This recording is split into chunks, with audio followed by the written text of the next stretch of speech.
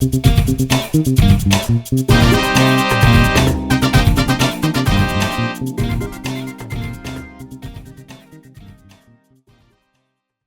a pleasure having Honorable Taiwo Ibironke, the AAC Federal House of Representatives, Surulere Constituency O2 candidate. It's a pleasure having you on Sahara TV, Mr. Ibironke. Thank you. One question we've always asked our guest has been, are Nigerians better off than they are 4 years ago? What's your view about this? I think over years, Nigeria has actually never developed. It has been a system that has ruled the whole nation that does not affect growth. Governments that have ruled have always come with their own agenda, which most times are selfish ambitions. And so that has actually stopped dividends of democracy, corruption. So for me today, I think Nigeria could be better. Only if we have leaders that actually think of the country first before themselves. Now, one big question is, what do your party, the African Action Congress, see as a major issue eroding the common good of Nigerians?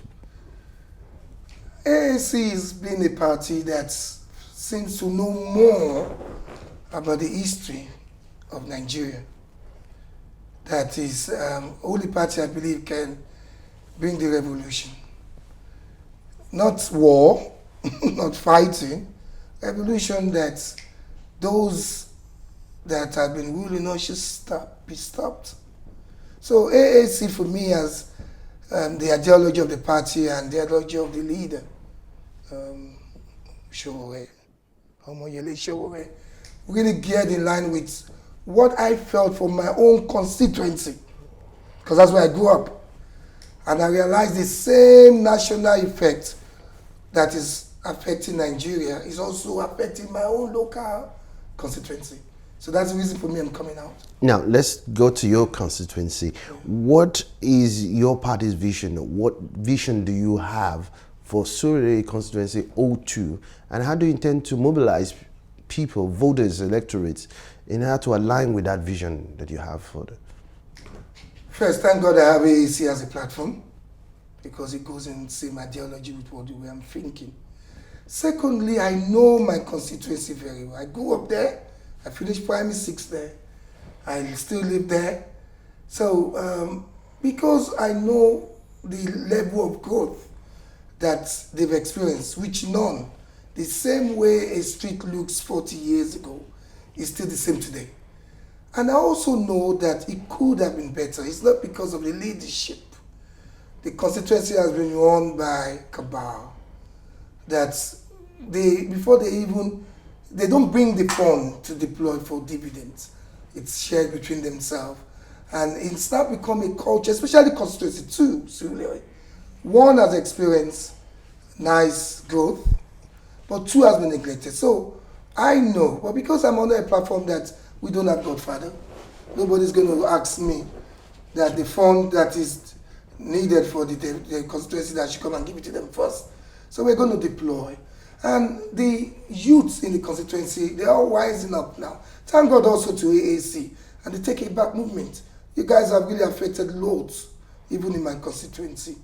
So, coming on that, so with the position I know that I can deploy the fund, I think, and with others who also want this change, and for the fact that I'm also a son of the soil, I think we can kick something now.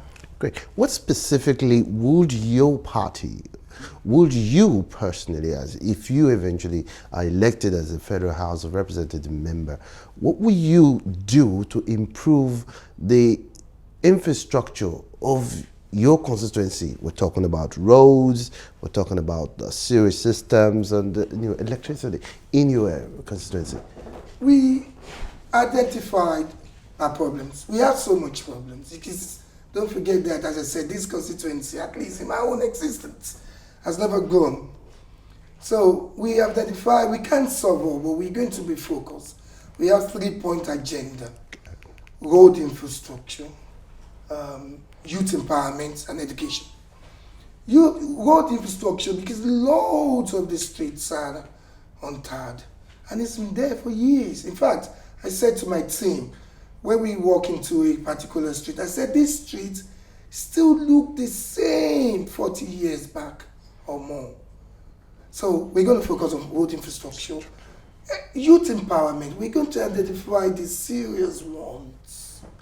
Because over years, some of them has been wrongly affected by political party that has put them into illegal ism and all kind. So, but we want to find those that have prospered and we empower them. We empower them mentally, emotionally, physically. But those who are in a particular field of discipline, we would see if we can help them through giving trainings and also seed funds. As long as they can promise us that at the time they pay back with no interest, that they would have employed at least one person. We try to do inclusive economy. Productions of, let's say we have a carpenter. Why? Because in my hood, in my constituency, there's no showroom, furniture showroom, none. And there are a lot of guys who are good at carpentry. So we want to, okay, carpenter can produce for a guy in the showroom. So we identify, we see them all. Education is not that we're going to change the curriculum. We can't, only the state level can do that. But we realize that a lot of needs that most of these schools need that makes them a little happier, they don't have to be something big. For example, I went to a inter-house sport, and I was asking the principals that what is your problem? It's called Sonya. What is the problem in this secondary school? They just pointed to the big field in front of them. I said, why? They said it's always flooded. I said, is that your big problem? I said, what if this was sorted out? Would you guys be happy? They said, yes. So the need will, according to what we can afford. Don't forget, we just federal house of rep. We're not the states informed in what, but we'll fight for them. So we try to do, and we also sit with youth and see what we can do to try to move the constituency forward. Finally, if there is one piece of advice you want to give the youths today as the elections are near, what would that advice be? Nigeria is so blessed. A country that has 65% to 70 youth population. That country has a big, huge potential. At the same time, the country can deteriorate. But Nigerian youth are smart. They're very smart. They're nice guys. They're focused. So I want them to see that, because one of the reasons that they've not been able to develop and grow, because the environment is not conducive for them. I believe strongly that new environment is coming. I believe with the candidacy of Mr. Surulere. If they vote in Mr. Surulere, Nigeria will be great.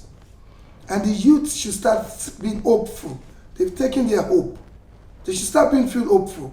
That's one of the things we want to do in our constituency. We want to initially develop an environment of hope. And a country that's got so much population, it's got huge potentials. You guys can they can be entrepreneurs. They just have to think. Don't let them be demoralized with the hope that's been taken out of them. So that they can be entrepreneurs, they can be inventors, they can be businessmen, because there are opportunities there in Nigeria. Thank you very much, Taiwo. You're welcome. We wish you the best. Thank you very much.